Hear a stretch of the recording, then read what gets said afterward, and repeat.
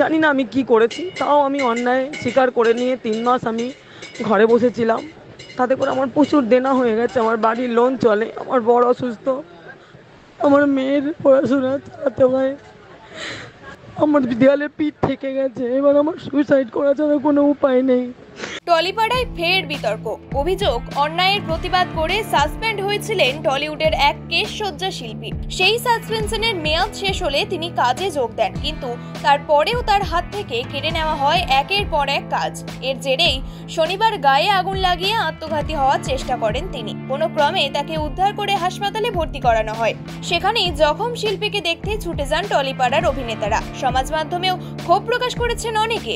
স্বস্তিকা মুখোপাধ্যায় লিখেছেন, আরো কয়েকটা গিল্ড হোক, আরো লোকজনের ক্ষমতা প্রয়োগ করে মানুষের পেটে লাথি মেরে তাদের মৃত্যুর মুখে ঠেলে দিক। ফেডারেশন সভাপতি সৌরভ বিশ্বাসকে কটাক্ষ করে অভিনেত্রী তার পোস্টে লেখেন, কেশসজ্জা শিল্পীদের গিল্ড কোনো মান্য সংগঠনই নয়। ফেডারেশনের প্রধান সৌরভ বিশ্বাসের তত্ত্বাবধানেই এই কেশসজ্জা শিল্পীকে সাসপেন্ড করে রাখা হয়েছিল। যতক্ষণ না এই কর্মহারা মানুষগুলি নিজেদের শেষ করে দিতে উদ্যত হচ্ছেন, ততক্ষণ এমনই হবে। কোন জায়গাটা এরা ছেড়ে রেখেছে কেউ জানে?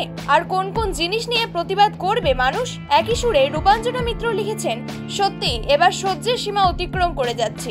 কেশসজ্জা শিল্পীর উদ্দেশ্যে তিনি লেখেন, তোর সঙ্গে আমরা সবাই আছি, চিন্তা করিস না। শ্রীলেখা মিত্র তার পোস্টে দাবি করেছেন, ইন্ডাস্ট্রিতে এমন আরো অনেকে আছেন যারা দিনের পর দিন কাজ পাচ্ছেন না। ছোট পর্দার অভিনেত্রী স্নেহা চট্টোপাধ্যায় লেখেন, ছি, আমি ভাবতে পারছি না, বহুদিন ধরে ওকে আমি চিনি, খুব টান চঞ্চল, 15 দিন আগেও কাজ করেছি, এই কি পরিবেশে কাজ করতে হচ্ছে, এই হেনস্থার মানে কি? প্রতিবাদ জানাই। সব মিলিয়ে টলিউডের কেশসজ্জা শিল্পীর আত্মহননের প্রচেষ্টার প্রতিবাদে এদিন সরব হলো গোটা টলিউড।